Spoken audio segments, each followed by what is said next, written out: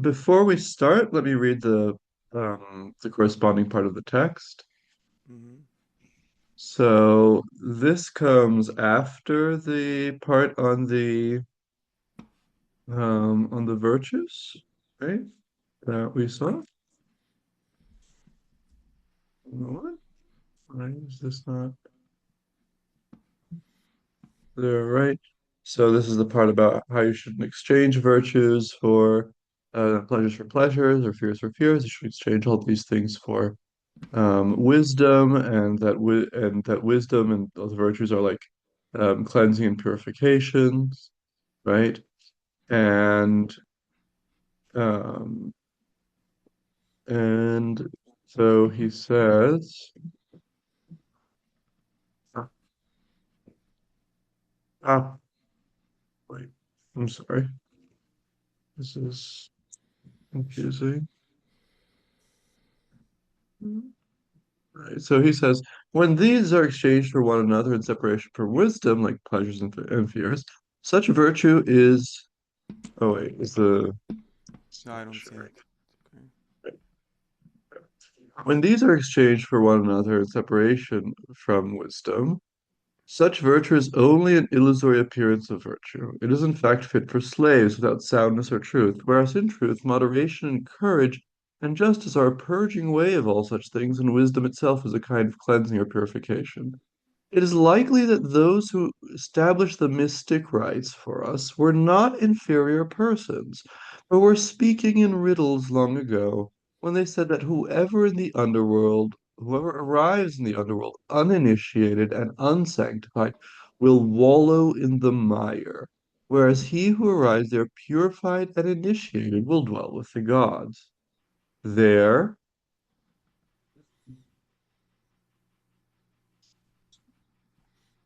are indeed, as those concerned with the mystery say, many who carry the thyrsus, but the Bacchants are few. These latter are, in my opinion, no other than those who have practiced philosophy in the right way. I have in my life left nothing undone in order to be counted among these as far as possible, as I have been eager in every way. Whether my eagerness was right and we accomplish anything, we shall, I think, know for certain in a short time, God willing, on arriving yonder. So Plato is doing this thing of saying, what the mystery rites promise, what they promise at Eleusis, or what the Orphics are promising when they come into town. This is actually given to you by philosophy, right? And this is the typical way of reading this. Um, and of course, there and uh, the Neoplatonists will take this, as we'll see here, they take this in a different way, especially the later ones, where they think that it means, well, actually, no, shows that you need to practice these rites as well if you want to be a proper philosopher, right? But anyway, this is the passage that he's discussing, and we'll see how far we get into the discussion today. Okay. So 165, right? Hmm. So why dialectical thought should either start from the divine riddles, the, should either start from the divine riddles, developing the mysterious truth in them, or should either start from the divine riddles, developing the mysterious truth in them, or come to rest in them and derive its final confirmation from their symbolic indications. That's another way. Or a third way, it could combine the two, as Socrates does here, meaning claiming that the divine riddles or rituals, I guess, are themselves a dialectical thought. But no, the combining the two here is starting and ending with them. Oh, okay. So he started with the that thing about the mysterious claim that we are in a kind of prison, right?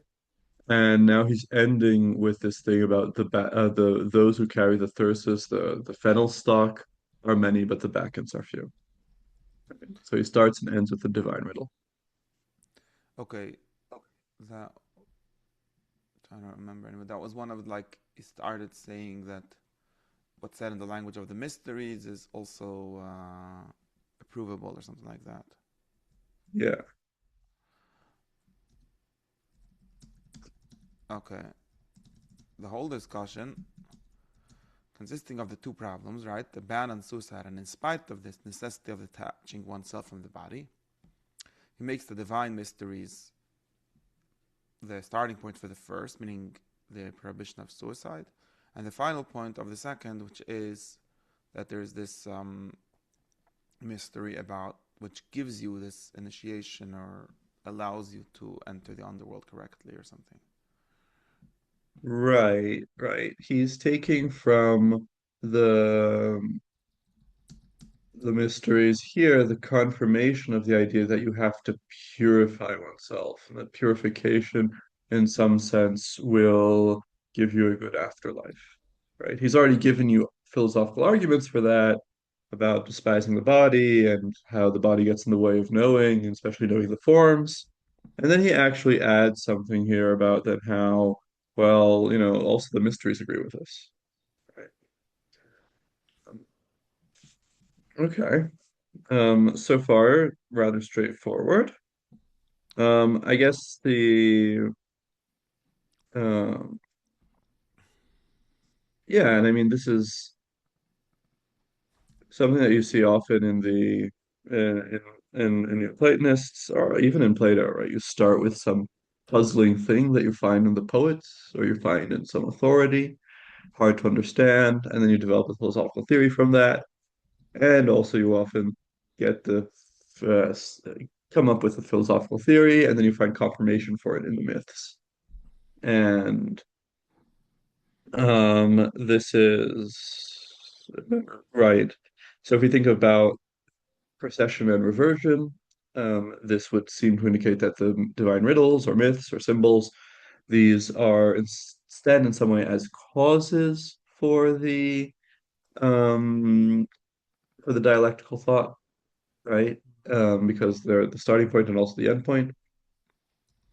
Mm, and and that I guess is somehow confirmed. These riddles, the symbols, we understand them with, according to Proclus, with our one of the soul, that is, with our capacity to unify ourselves into a single self, and that's what lets us, as it were, recognize and also unpack these symbols.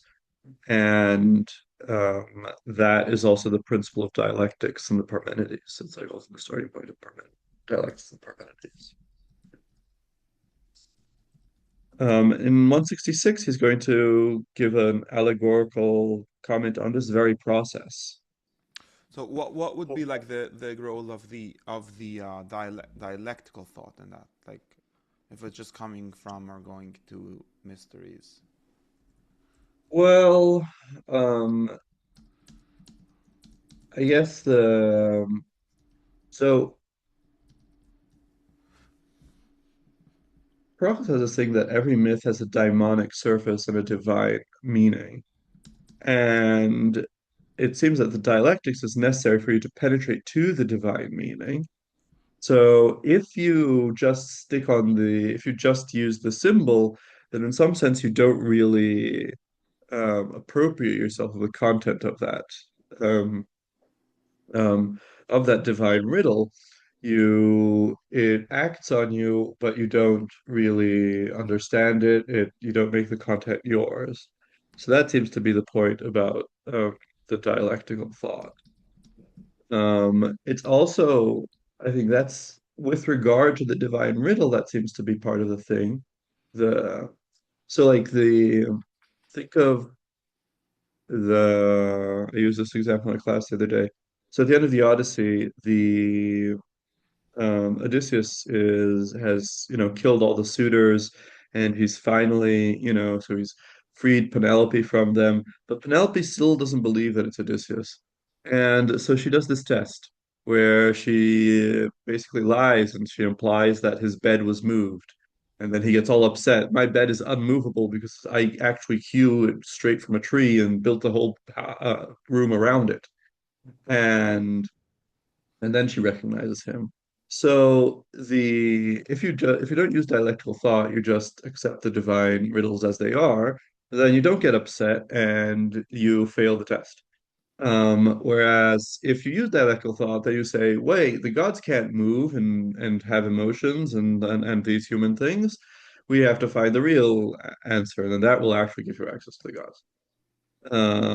And so that's what the dialectical thought is doing here for our connection um, with the symbols and puzzles, the divine puzzles. It also has value in itself, right? It also has value in itself as a realization of our most proper capacities to know things. And then the myths, they also have this thing of like they give confirmation, they give a support to this thing that to dialectics, which is valuable in itself. Mm-hmm.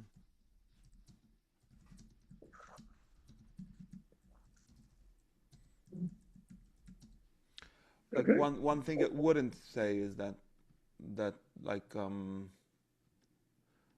I guess this is like what we learned in the whole course on on the myths, that the like there isn't um, a dispute between philosophy and poetry, really. Like it's not that dialectic is a different way of finding out things, which says no, poetry doesn't tell you anything. It's a it turns out to just be like a purification of the myth or something. Yeah, implicit here is that indeed the whole content of dialectic should be present in myth. If myth can function either as a starting point or as an end point, and it should in either case be one of the two, then yeah, there's no real clash here in the sense that there's something that you couldn't know through one way or the other. Mm-hmm. Okay. Now, uh, now I'm here. Oops. In 166. In this, he imitates the mystic and cosmic cycle of souls. So in this whole, I don't know, process, um, having fled the undivided Dionysian life and fixed their actual existence on the level of the Titanic and confined way of life, they are in shackles and in custody. That was the whole discussion of the custody. But when they submit to their punishment and take care of themselves, then, cleansed from the taints of Titanic existence and gathered together, they become Bacchus. That is to say, they become whole again, as the Dionysus who remains above is whole.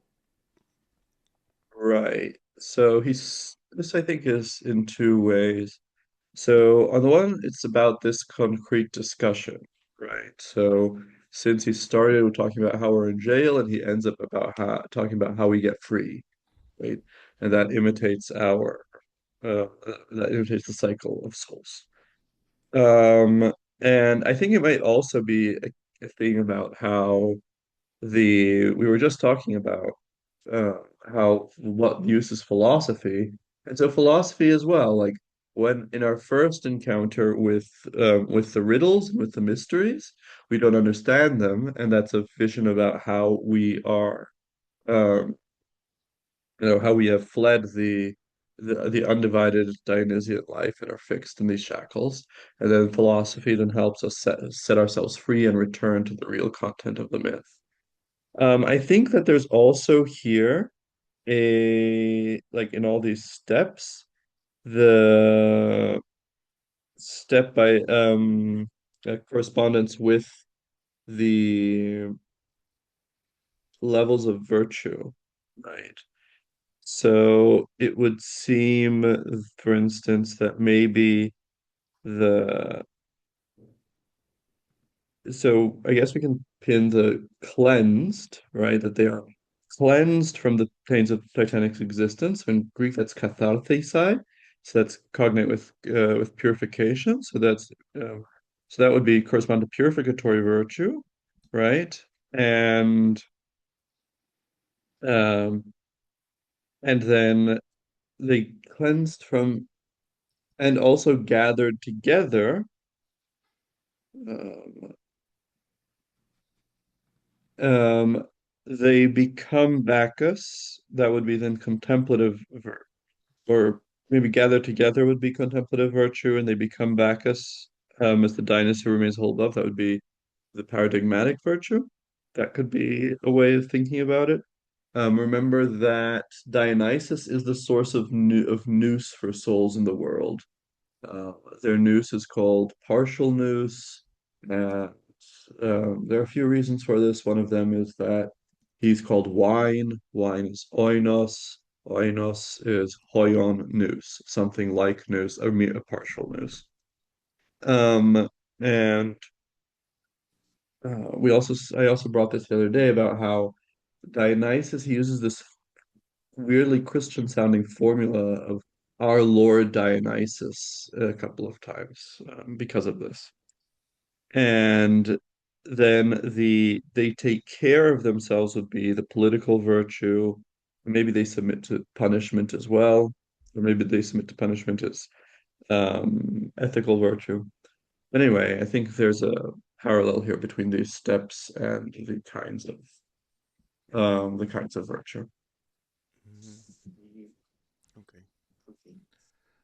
Um, let's continue. Where am I? The 167. In the mysteries, the first stage used to be the general purifying ceremonies. Okay. Followed by more secret rites. Um, After which conjunction took place. I don't know what that is. Then initiation, and finally vision. So there's these bunch of stages: purification, secret rites, conjunction, initiation, and vision. That's five. Um, Analogous to these stages are the several degrees of virtues. So, the ethical and social virtues correspond to the public purifying rites, whatever those are. The purificatory virtues, in which all extraneous is discarded, to the more secret purifications. Oh, those are like secret purifications. Okay. Speculative activity on the reflective level to conjunction. Integration of its results to form an indivisible whole to initiation. Simple intuition of simple forms to vision. Right. So here there's a step-by-step, as it were, connection between the stages and mysteries and also the step-by-step and also the virtues. And the virtues culminate in knowing the forms, right? And just as the mysteries culminate in the epopteia, in you seeing the object of the mystery that you can't talk about, um, and these it would include actions, maybe reenacting a myth, or maybe some special object that that you see, and and having seen this is what means that you went through the whole mystery and that you'll have a good afterlife. So this is paralleled also in Plato's Phaedrus, right? Where having seen the forms, that's what guarantees that you'll, be reborn as a human, things like that. And and so there are general purifying ceremonies because like there's a crowd or so that's taking part of the whole process. And so like everyone is bathed and puts on white clothes and things like this. And but then there are more secret ones, so those that are not for everybody. And so the more general ones are are the ethical and political virtues. These are already basic purifications. But the purificatory ones are ones in which everything extraneous is discarded. So presumably not for everyone. So this term of conjunction is seems to be one that shows up in a number of texts about to do with like magical invocation of spirits, and then it's like how you get to get, you invoke daimones or gods to be present at the activity, right? At whenever at the ritual. And so he compares that to speculative, so this is contemplative activity. Um, on the reflective level, translates here perita dianoita. So it's a contemplative activity on the level of discursive thought, so on the level of arguments, right? So this is what is compared to the invocations, right?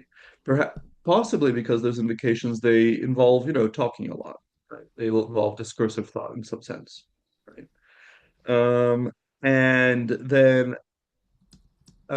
then there's this second moment, which is that you integration of its results, right, into to form an indivisible whole.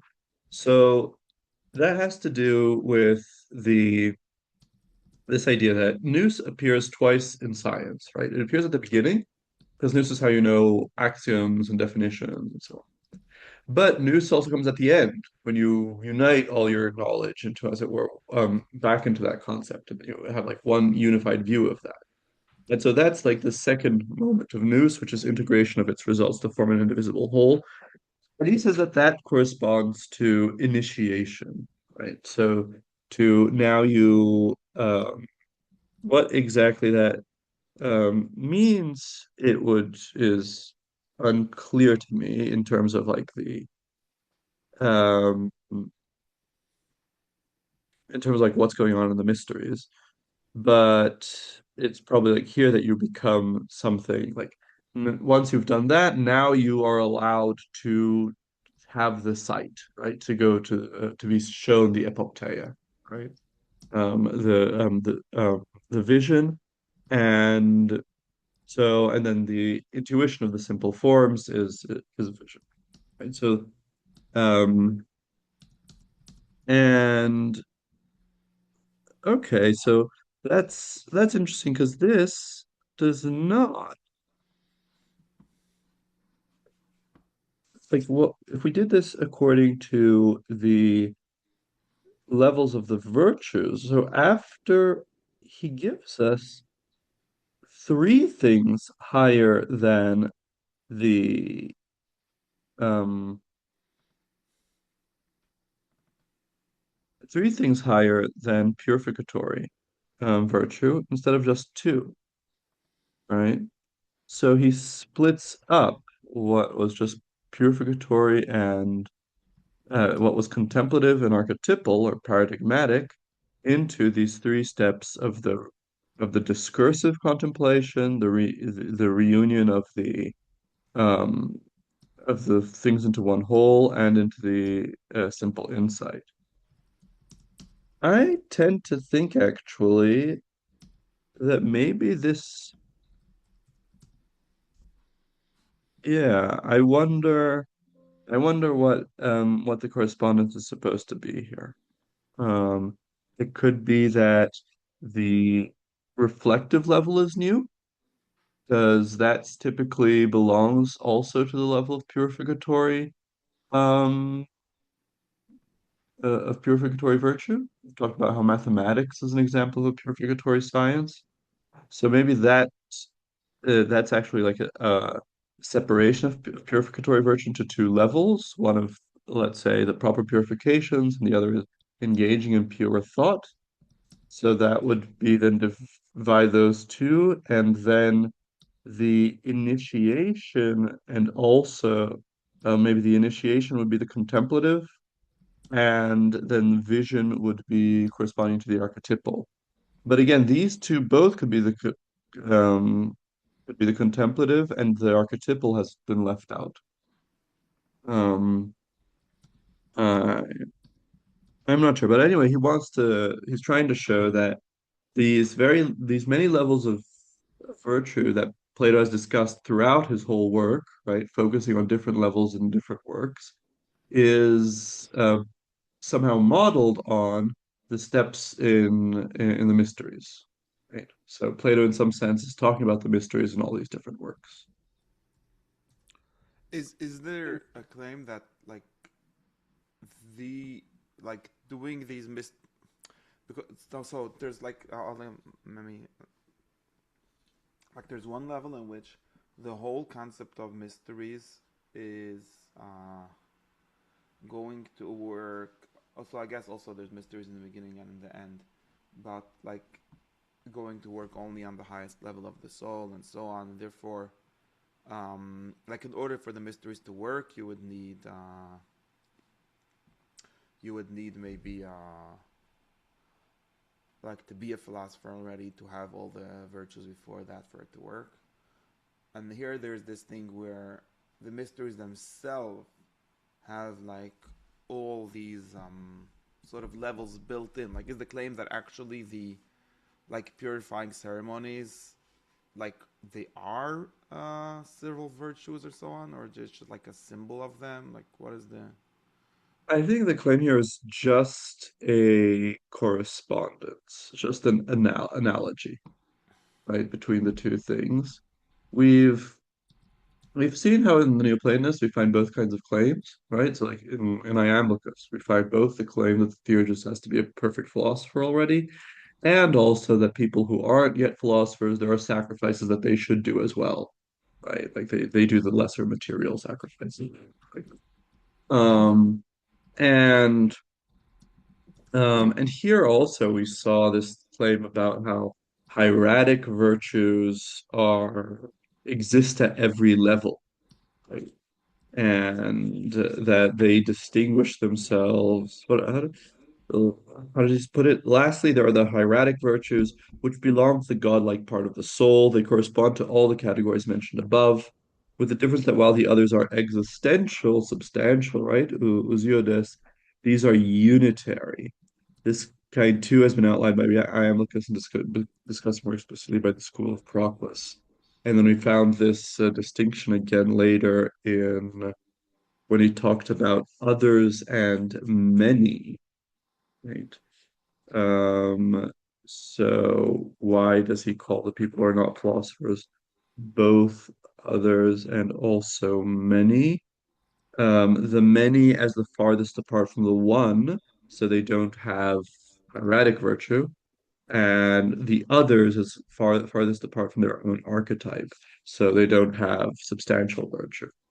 Uh, so that seems to imply that there should be some kind of correspondence in the hieratic level, so to do with the mysteries and prayers and so on, um, of each of the virtues. And so it makes sense that the mysteries, which is like what um, uh, the culmination of them, should have an analogy to every level. Mm-hmm. Okay. Mm,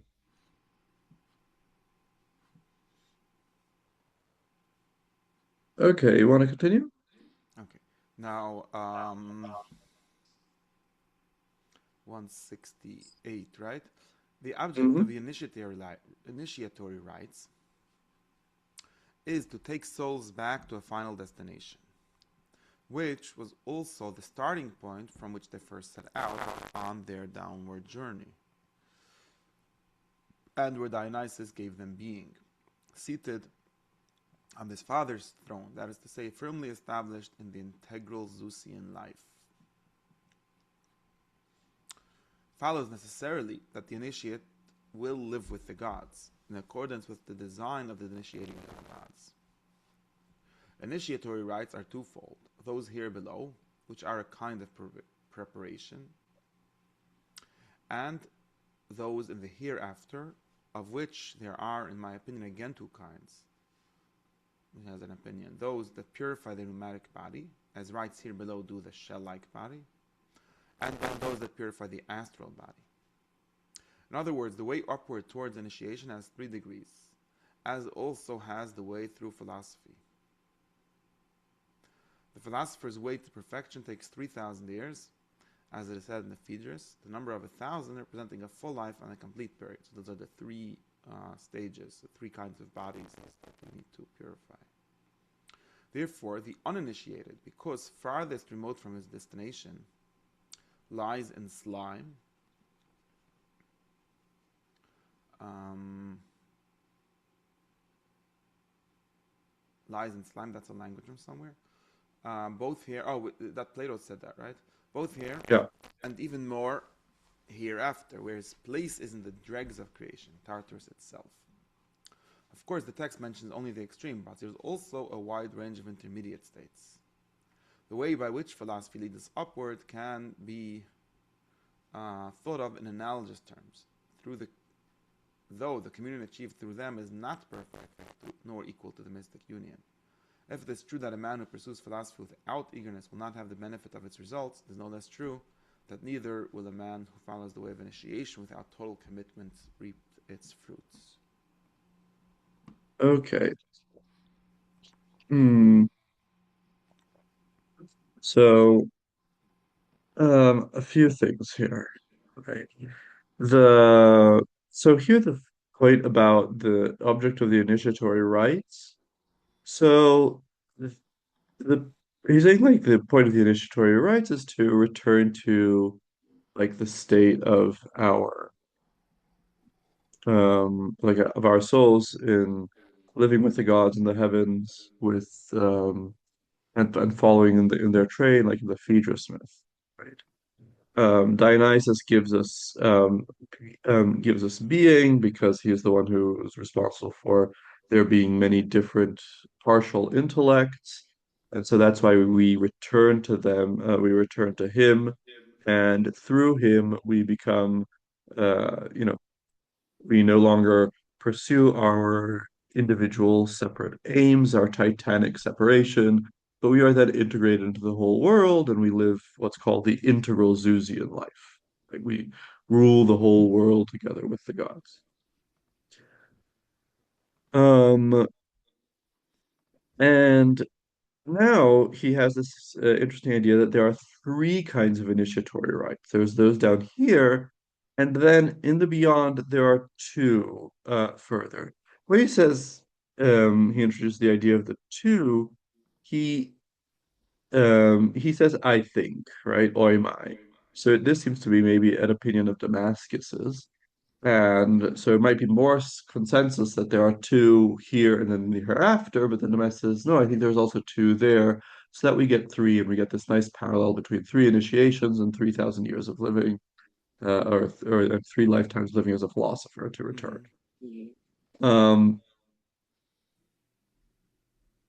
mm, and right, again, there are these two different bodies. There's the pneumatic body, that's like our image that we put forth, and then there's the astral body, which is yeah, just our position in place and how we can know things just by being in place somewhere, by being citizens of the cosmos. There's a puzzle here because of course he is doing this um in order to make a correspondence between three bodies and three initiations, but it's the astral body should be itself pure, right? It should be impossible to like what um the impurity of the astral body in Proclus at least is entirely on the side of the pneumatic body, right? So it's not possible for the astral body itself to be impure. Once you've cleansed your pneumatic body, you just have your pure astral body. And so Mm. it's hard to see how you can get three, how you need an extra purification to um, purify the astral one. The It is true, however, that Damascus he had this dispute with Proclus about um, to what degree does the soul remain unaffected when it descends. So he defended the view that Iamblichus had already mentioned, that even the ousia of the soul is changed when it descends. Right. So we saw in the Elements of Theology that Proclus has this view that the ousia of the soul is eternal, unchanging, but its activities and powers change. Whereas Damascus and following Iamblichus said, no, even that changes when the soul descends. And so that might be a reason for thinking, and since there's a correspondence between the ousia, the substance or enduring essence of the soul, with its with its astral body, which is the body that always accompanies it, maybe that's why he also thinks that there's some purification to be done for the astral body itself. Um, and then and so that's the this three things. It's interesting here that then there's it's also interesting that he says that the rights here below are just for our shell-like body, just for this physical body of ours.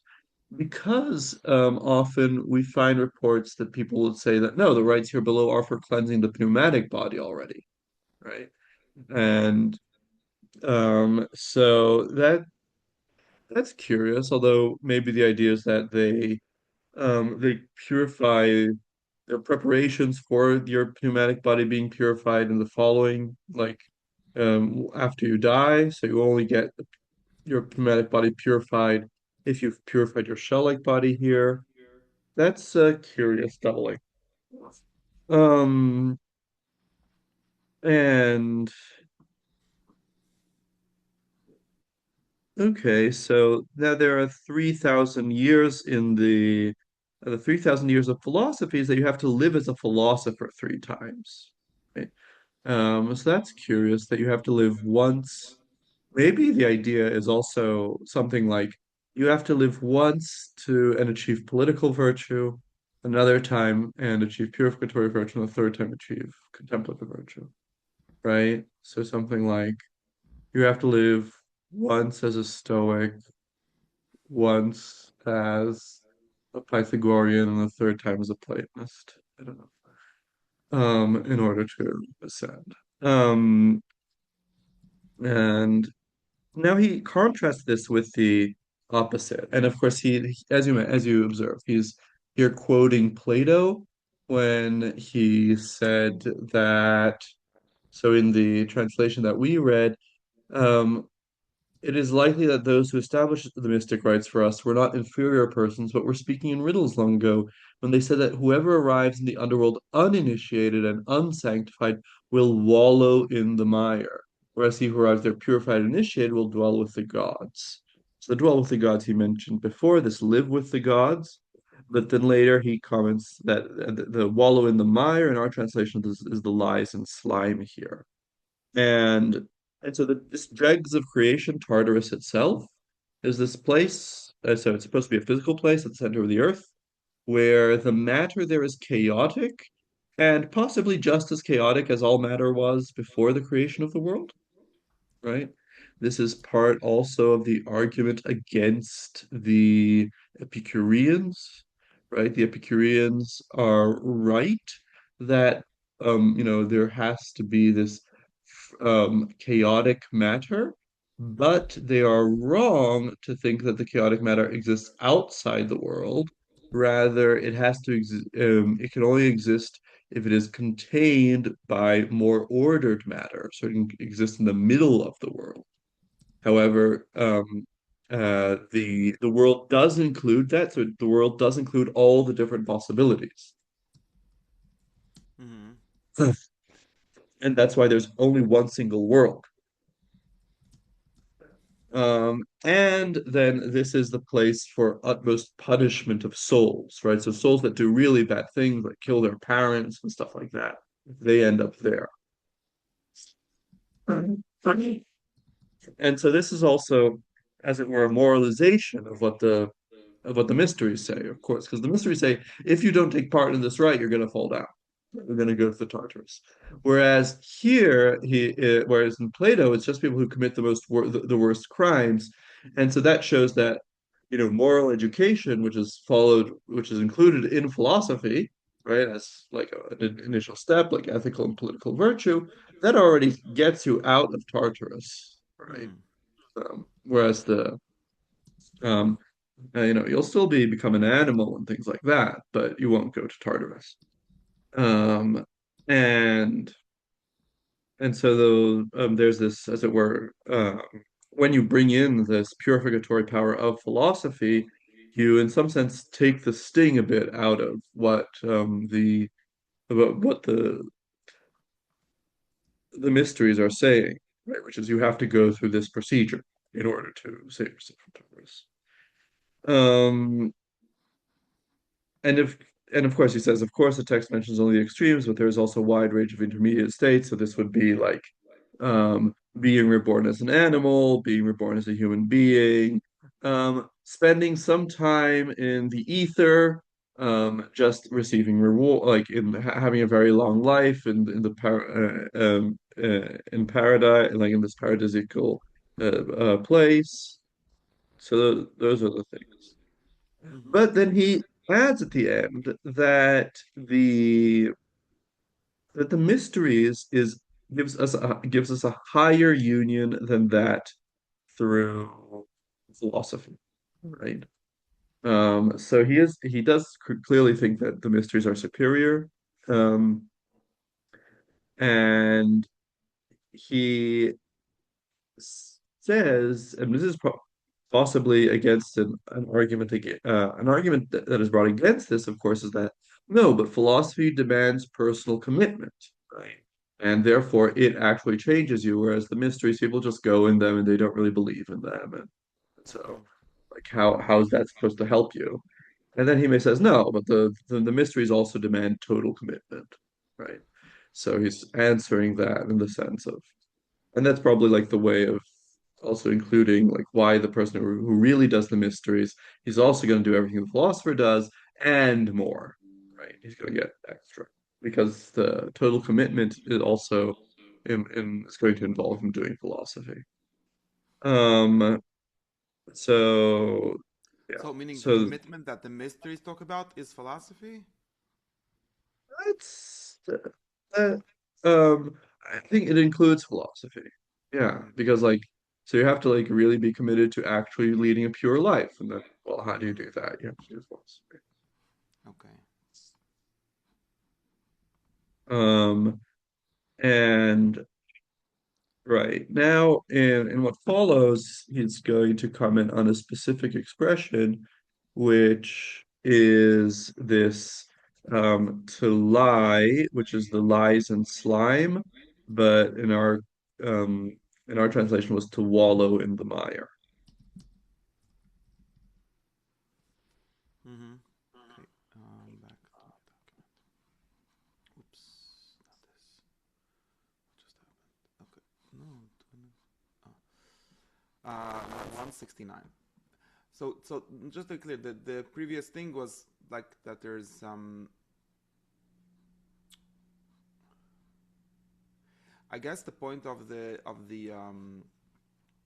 Tartarus being the lowest thing would be something like, so just living, like just being born in this kind of body, or even like saying being born in a society already, which means you already have some level of order and social virtue or something like that, is already like not the lowest stage of, you're not, I mean, I guess you were born as a human being, not as an animal, but even there's even worse things, like there's even intermediate things like that, like you could be born as a human in some kind of no places, there's no culture or something, and then the like myths or the initiations that talk about you must do this initiation or else you will be there are really being too extreme. Like they're talking about Mm. that kind of stage, but we're not there most of the time. Yeah, yeah. So I mean, Damascus in his reading, he says, it's unclear whether he's attributing this to the myths themselves, the mysteries themselves, this idea that there's a wide range of intermediate states. But in any case, yeah, the Tartarus is just the most extreme case. And so Phaedo talks about the people who end up in Tartarus in the Phaedo. I'm not maybe in the Republic as well. But anyway, it's like really the only the worst criminals. So the people who, as you said, if you're born into a society and if you like have a proper upbringing and you follow the laws, They're already not going to end up there. And the people who do go there are really people who like break with society by doing something like that's totally against the rules. Okay. 169. The word to lie describes the helplessness that makes the soul dependent on external impulses, because it has become like a body. While living with the gods means belonging to their community and sharing in their government. But if so, what is the sense of the oracle? They rest in God, breathing the midday rays. Not sure what that means. Here, the condition is a higher one, surpassing all power of self movement, as if it were a supernatural form of being moved from without. Okay, I don't know why the translators did this, but the connection between the oracle and the text is that to rest here, they rest, it's the same verb as to lie above. Um, and so that's why he's like master. But it seems like it hap like in the best case, you also lie. So what's up with that?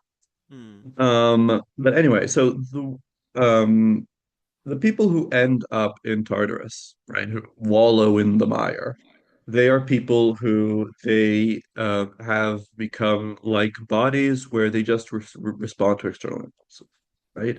And in that sense, they just lie there, right? They're pushed about uh, by desires for pleasure and the desire to avoid pain and things like that. And that's why they're said to wallow.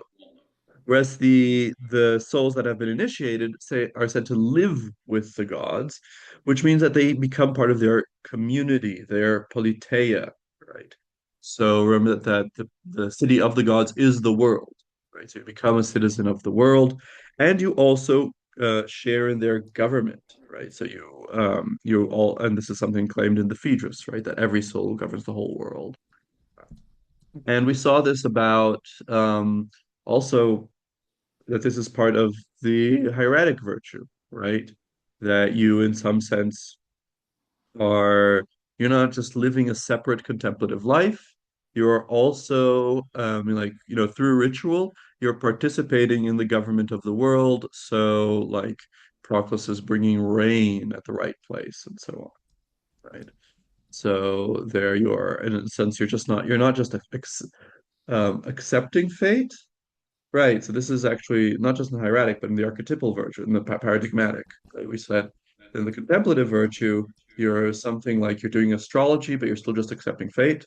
Whereas when you have paradigmatic virtue, that's like someone who does astrological magic, and so then actively influences things, right? Um, and so and so that's the sense that you are actually, being part of that same political community. And of course, not having the same authority as the gods, but in the on Providence, Proclus says, so that the issues where all the gods and all the daimones are of one voice, theurgy cannot help you. However, when there is more than one thing, that when there is more than one possible outcome, then you can do something. And like practically, that probably means where the oracles all point in one direction, then there's nothing to be done. But if the oracles give you like contrary indications, then you can probably do something. Um, and and so that's the sense of sharing in their government.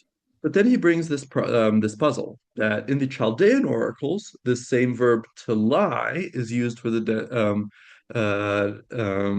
situation of the best souls, right?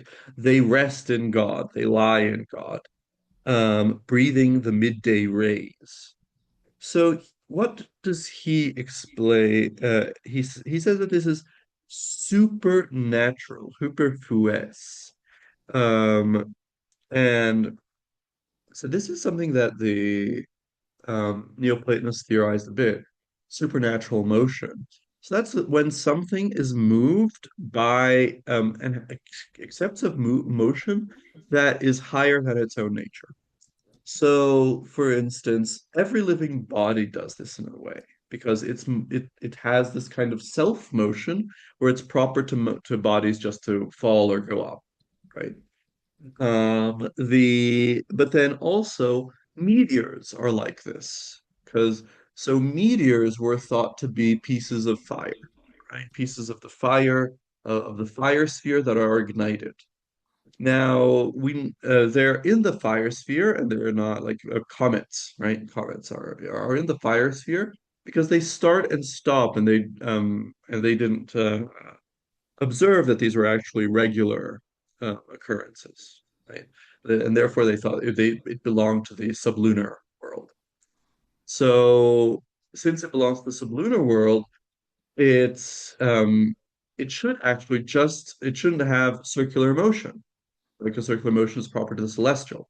But the motion is circular, right? So it does do an arc, and therefore it's what the motion has is a supernatural motion, right? The higher cause, the heavens are giving to fire something of their higher motion, right? So that's this idea of supernatural motion. And he says this metaphor of they rest in God, breathing the midday rays, is saying that the soul is receiving a supernatural motion. So it's actually, and emotion, of course, you should remember, is a metaphor that can just mean activity, right? So it can be energeia.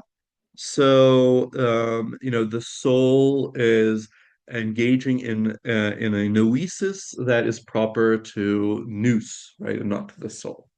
And so that's the meaning of this oracle, that they rest in God. It's not, heaven forbid, that they should actually be stopped and helpless like a body. No, it's because acting like the motion of souls seem like they move so much and that they're so chaotic and they keep changing. No, but compared to to just how active nous is, it's as if they were just lying about when they receive the activity of nous. Right? Mm-hmm. Right. So the this is all like based on this like hierarchy where the more higher something is, the more active it has to be. Yeah, yeah, and it's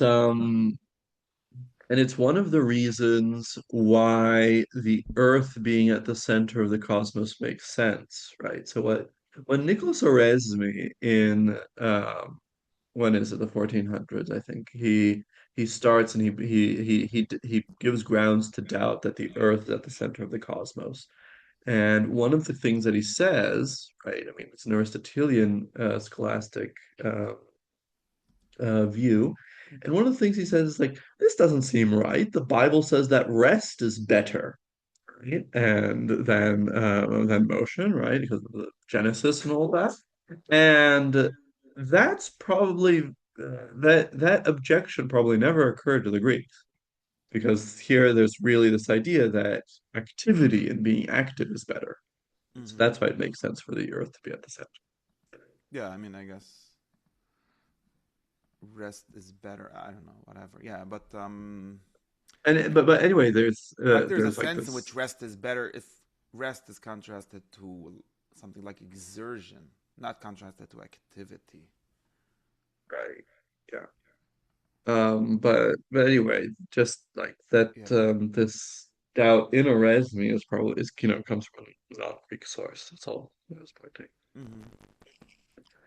Yeah. Right. Okay. Um, Now we're gonna talk about um this uh the saying that he comments that those who carry the thyrsus or the fennel stalk are many, but the Bacchants are few. So that probably refers to the fact that like in the mysteries people would carry these stalks, right?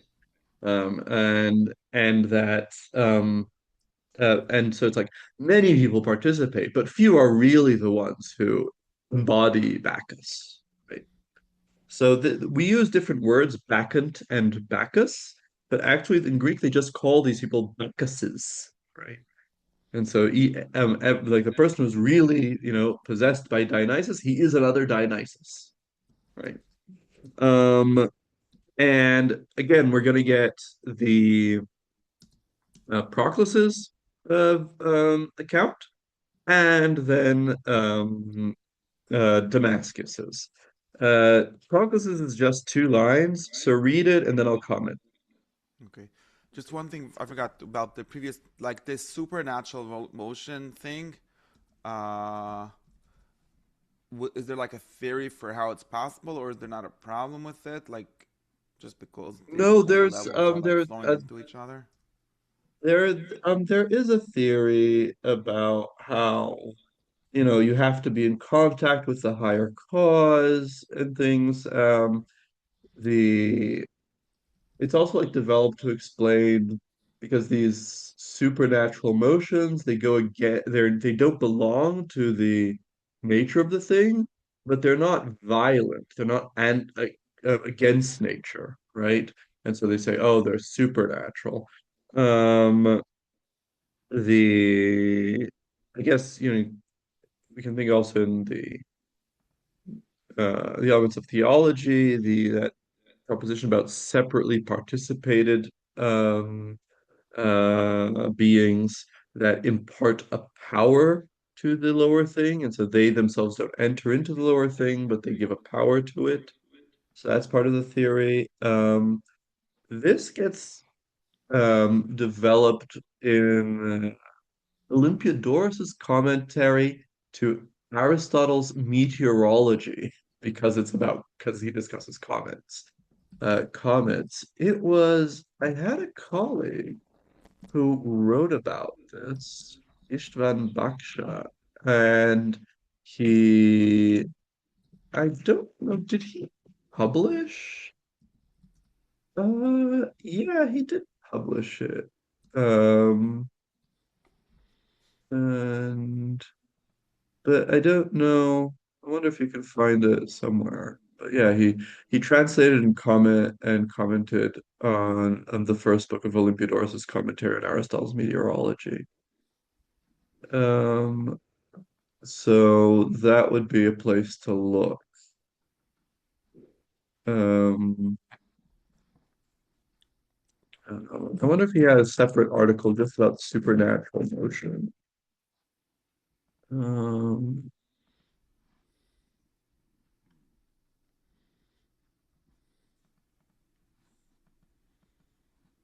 Mm-hmm. yeah, I can't find it right now. But anyway, that's a place to look.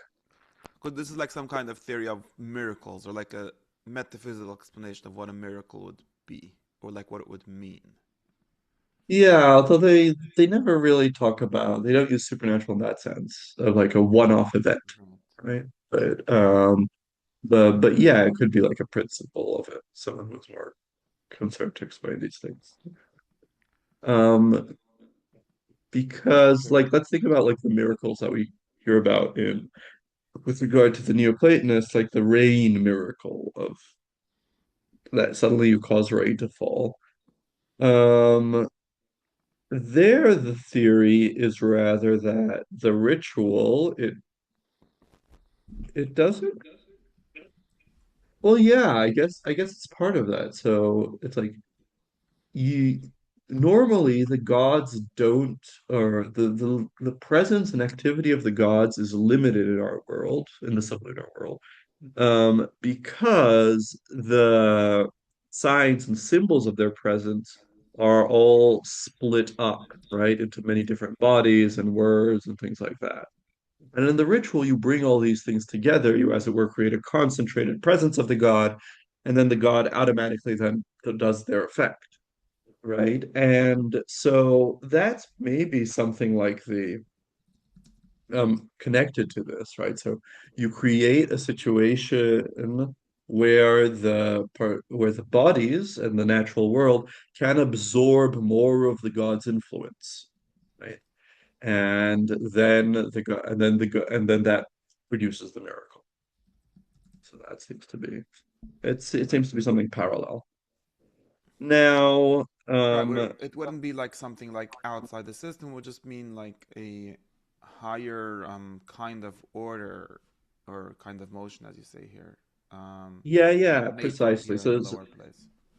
So that's a distinction between the ideas of miracles as things that break the natural order, right? It's actually more order coming down in, right? Okay. Um, 170. Yeah. So the fennel stalk symbolizes matter bound and divided creation, because it is a spurious form, being a tree yet not a tree. Right. A tree Yes. yet not a tree is from a riddle that Plato mentions in the Republic when he's explaining what perceptible things are, which is something like a man who is not a man, um, and uh, threw and did not throw a stone that was not a stone at a tree that was not a tree. And it's like the question, what is this? The solution is a eunuch took some mud and threw it at a bush and missed, right? Something like that. And so he says, like, all perceptible things, since they're a mixture of being and not being, are like this, right? And he's saying, well, the fennel stalk, it's not a proper tree. It's a for some reason it's like um um yeah, because I think it's like a simpler kind of plant, and therefore the it's just a stalk, and therefore it represents the perceptible things, right? Um, but Damascus will have a more full explanation. Okay. So he says a better reason is its utterly broken continuity. I don't know what that means, which has made the plant an attribute of the Titans. They offer it to Dionysus instead of his paternal scepter, and thus they entice him into divided existence.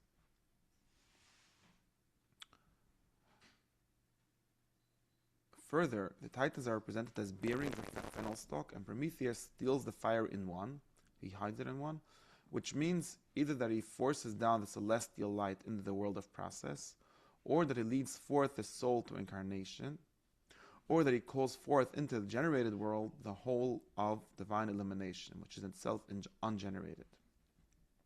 This is in fact why Socrates too calls masses bearers of the fennel stalk with the Orphic term, because they lead the Titanic life. Right. So Damascus will say that the fennel stalk. So Proclus explains the fennel stalk just in terms of Plato, but Damascus explains it in terms of the mysteries, right? And so he says these are Orphic mysteries about how the Titans seduced Dionysus and then ripped him to pieces, and the fennel stalk um, appears there. They give it to Dionysus as a toy instead of the scepter of Zeus. They give him this fennel stalk, right? And that's like one of the toys they give to distract him, right? And um, also, he says that the Titans in the myth carry a fennel stalk, and the Prometheus steals, and this is also true of the myth of Prometheus. This is what Prometheus steals the fire from. Now, the stealing of the fire is right. He gives two meanings for this. He forces down the celestial light into the world process, or he leads forth the soul to incarnation, um, or that he calls forth into the generated world the whole of divine illumination, which is itself ungenerated. So the second opinion is what Proclus explains in his commentary on Hesiod's works and days. So, but in any case, he's now doing a parallel between these two myths, right? Because they're both myths of incarnation, right? Both the myth of Prometheus, by bringing the soul down, or as we saw, the Dionysus being ripped up, looking into the mirror and then being ripped apart by the Titans. These are both myths explaining incarnation of the soul, and is putting them in parallel. And the fennel stalk, he points out, is used in both of them, right? And And that's why the many bear the fennel stalk because they lead the Titanic life.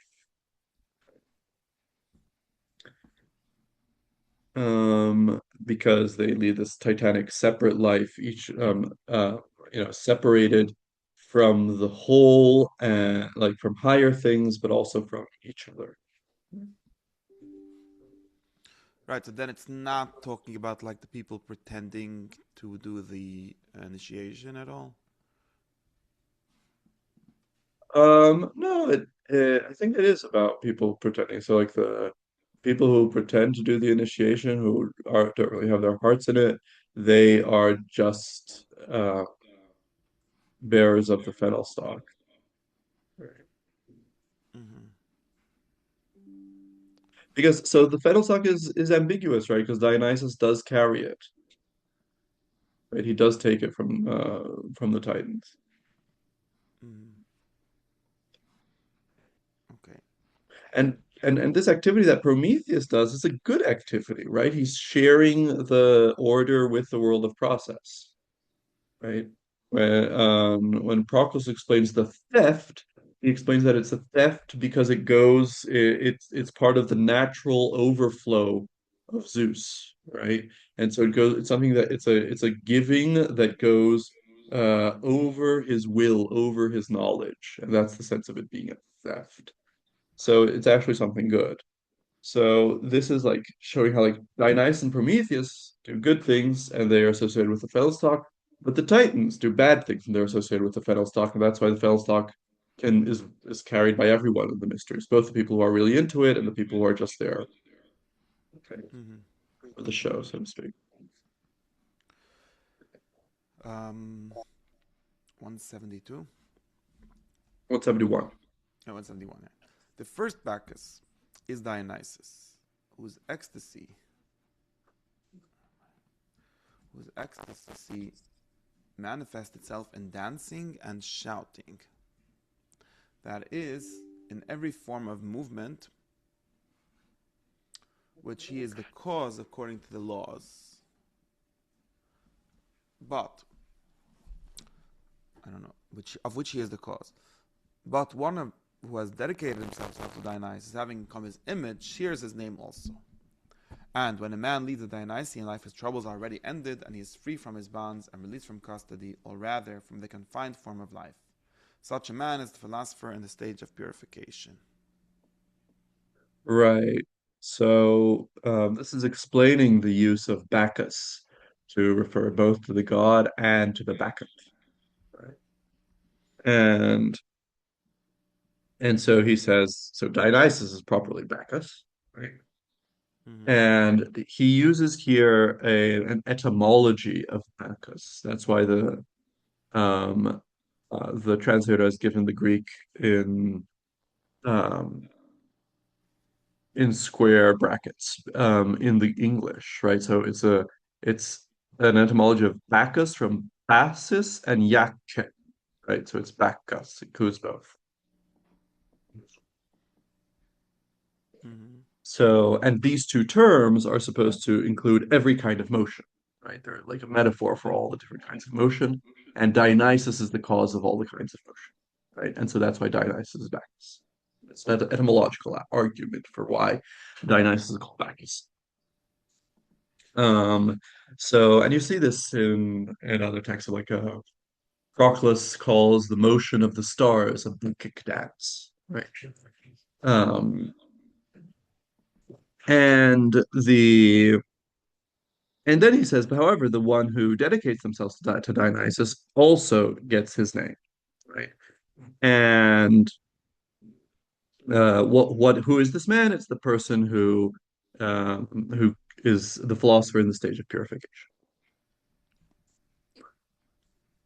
Also, that purificatory madness is one of the kinds of madness in the Phaedrus, right? And it's associated with Dionysus there, right? So it's the kind of madness of the person who says, "Oh my gosh, I see that like people were murdered in this building and you have to wash it with salt and things like that and give an offering to Apollo to make this building whole again, right? This kind of of madness. That's the one that Dionysus gives. Okay, here, 172. Hmm. To This is some, really famous. okay, right. To some, philosophy is primary, as the Porphyry and Plotinus and a great many other philosophers. To others, hieratic practice, as to Iamblichus, Arianus, Proclus, and the hieratic school generally, whoever that is.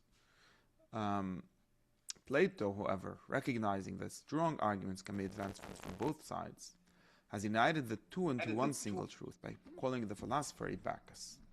For by using the notion of a man who has detached himself from Genesis as an intermediate term, we can identify the one with the other. We could say something like a philosopher is someone who separates from Genesis, uh, and then Bacchus is the same thing, like that.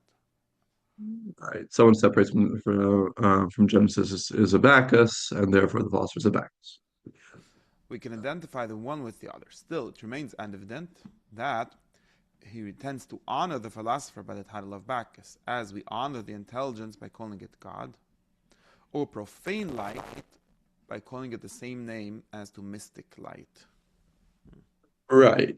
So this is a famous bit of historiography or of setting up two schools of Neoplatonists, right? So like rationalists um, uh, versus theurgists. The Heuratic school might be just a name for this group. Heuratic school might actually, however, imply that, like, Heuratic school might be the wrong translation. It might be actually priests, right? So, like, priests and mystagogues, they say that what they do is more important. Philosophers in general say what they do is more important. And we have these philosophers, Iamblichus, Arianus, and Proclus, who agree with the priests, right? And uh, Plato, he puts Plato and the Phaedo, and therefore also implicitly himself, in between the two, but leaning towards the Heuratic side, right? Because he says that it's so what they both have in common is this concern with purification, separating people from generation. Um, However, when he says that he intends to honor the philosopher by the title of Bacchus, as we honor intelligence by calling it God, evidently God is something superior to nous. Right? That's what intelligence translates here in for Neoplatonists. So unparticipating nous is a God, right? However, intelligence, but nous is not qua nous a god, right? It's a god because it participates in Henad. So also here, um, the the philosophy is the philosopher is called a Bacchus, but that's because he himself is in some sense grounded in something higher, right? In these divine riddles and mysteries, right? That is what actually makes the philosopher a Bacchus. It's something that comes from above. The same way, the so the profane and mystic here is rather effable and ineffable. So the the light that we talk about, we call it light, and we also call the light that we can't talk about. So what that light that we can't talk about is, I mean, it's probably not just this metaphor of light as intelligibility, right? Because that's something that, we still talk about. But rather it's probably something like the light of the good, right? In the Republic. And so that's or like when Platonists talk about the light of the gods, there's something like that. And again, we're using the same word for two things, but clearly um they're not things of equal value. So um Damascus is really he's trying to, you know, give a middle way, but clearly privileging the position of the hieratic school. Um, and yeah, so this became in the 20th century, 21st century, it's been a very important text for people discussing about how important really was theurgy for the Neoplatonists and things. And it's been kind of abused. So, for instance, especially putting Porphyry on one side and Iamblichus on the other. So, indeed, Porphyry did write those questions that Iamblichus responds to in De Mysteriis, but it could very well be that those are, as it were, friendly questions. They're questions that he asked to Iamblichus in order for Iamblichus to be able to better explain his position because Porphyry also has a text like Philosophy from Oracles, which apparently discussed a lot about like, how to properly conduct rituals and so on. So it doesn't seem that he was entirely opposed to this kind of thing. And also Plotinus, people have recently seen that there's like lots of theurgic element. I wouldn't say lots, but there are theurgic elements in his own philosophy. So this is, um, yeah, it's been a bit abused, this passage in the scholarship. Uh, But his okay, point is something like, if we're honoring the philosopher by calling him a Bacchus, that means that the Bacchus is the higher title. yeah, Is that? yeah, yeah. That is his view, and that agrees with what he said before, right? The communion achieved through philosophy is not perfect nor equal to the mystic union. Now let's just read these three last paragraphs, because it's the end of Damascus, of what we want to read in Damascus. Okay, so let's finish. 173. As the soul has a double origin, for it is constituted both by itself and by God, because the soul is a self constituting thing or something. So it owes its perfection to two causes. Accordingly, Socrates indicates both in the words, "We shall know when we have arrived there, God willing." He makes transition characteristic of the soul and the power of directing all things solely by his will of God. So the Right. soul will So arrive, and God willing, that's the. yeah, so he's indicating that there are two causes for the knowledge, right? The soul and also God. He's mentioning both, and he specifies that what does the soul do? It arrives, so it moves itself, whereas what does God do? It wills. That, Mm-hmm. that's the point about the text. Yeah. And as you said, this refers to the fact that the soul is self-constituted, right? It constitutes itself around nous and ultimately God. Mm-hmm. Okay. Now, uh, 174, there are two defenses of Socrates. One addressed to the Athenian judges, the apology. The other is to his most faithful friends, which is the Phaedo, right? And the one he fights to save the living organism, so he's trying to get the judges to acquit him. And the other for the life free from the body that is really his own. Like he's trying to die, or at least justify his death. Right. Um, in the one, belief and opinion have their share. So the apology is based on some parts of belief and opinion. The other is based on intellection and knowledge.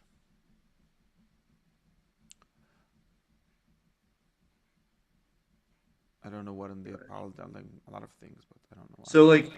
So there's a big difference between the apology and the Phaedo, which is that in the apology he doesn't know what happens to him after death, Hmm. right? And his argument is like, if you condemn me to die, you might be giving me a good thing, right?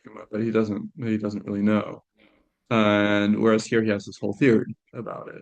And that has to do probably with this difference between that there it's about belief and opinion. He's appealing to what his judges, his Athenian judges can also agree to. And um Right.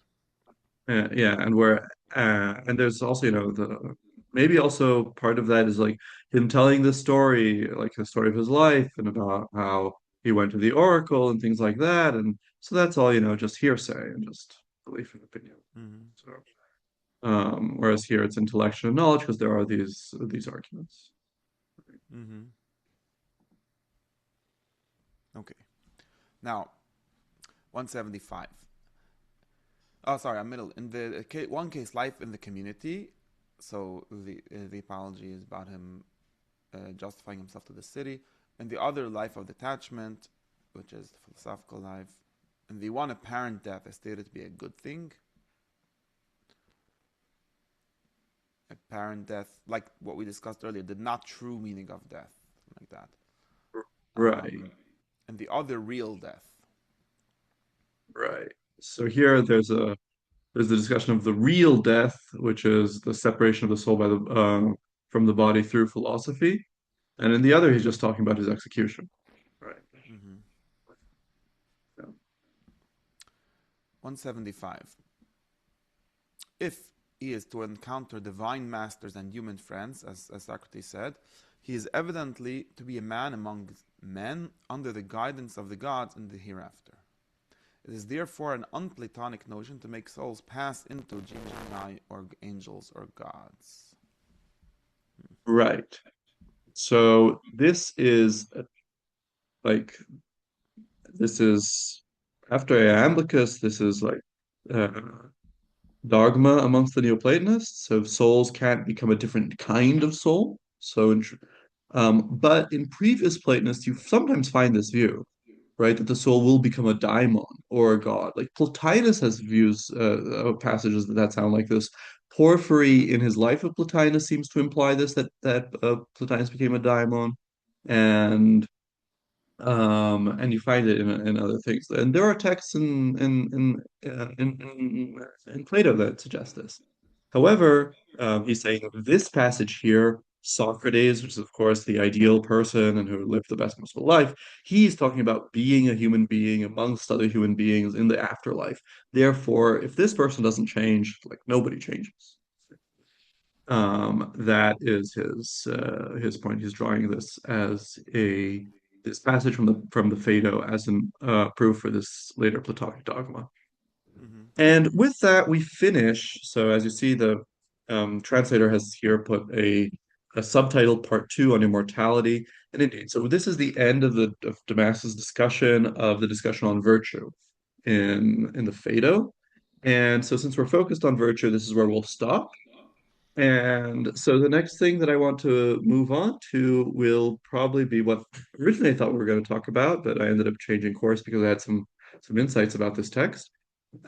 Is Hermias's commentary on the Phaedrus, especially his commentary on the different kinds of madness. So I'll be sending that to you, and and then we'll be reading together. Okay. Okay. This has been going great. You're happy with this long course on virtue? It's been very long. Yeah. No, Yes. I like really have to do some reviews to figure out where we're up to. Yeah, Um, yeah, because I remember that this was supposed to be something of like a transitional thing, I don't remember what and it was supposed to be anymore. but anyway, but then since of course we've dealt with shorter texts, but since the texts are shorter, then we end up doing more text. Hmm. But yeah, but I'm enjoying teaching this, so yeah, as far as I'm concerned, we'll continue this. We'll No, still look at it's good. I have Hermias, to find time to like make like an overview. Like you have, right? Do you have like all of the I don't know if all of the you slides. not the slides, the Oh, like the the class review reports. documents that you were doing? Yeah, yeah. I have to do it for this and the last three classes, but yeah, I have them all, and they're all Is in the there Substack. So is there like a folder or something with all of them that I could because I need to like yeah, see where. yeah, definitely. I'll send it to you, and then you can review. But yeah, Yeah, the slides we're at slide a lot of slides. 226. Oh wow. Okay. So this is like a whole book already. Yeah, yeah. I mean, yeah, maybe I'll collect all the class reports and sell it on Amazon. Who knows? Yeah, it's Yeah. like a whole. Okay. Okay. Good. So have a A nice lot of week, things. Okay, and thanks. no holiday next week. Till No, not yet. 22nd? Another two, yeah, something like that. 2 weeks. Okay, great. Okay. Well, have a good one. See you. Bye.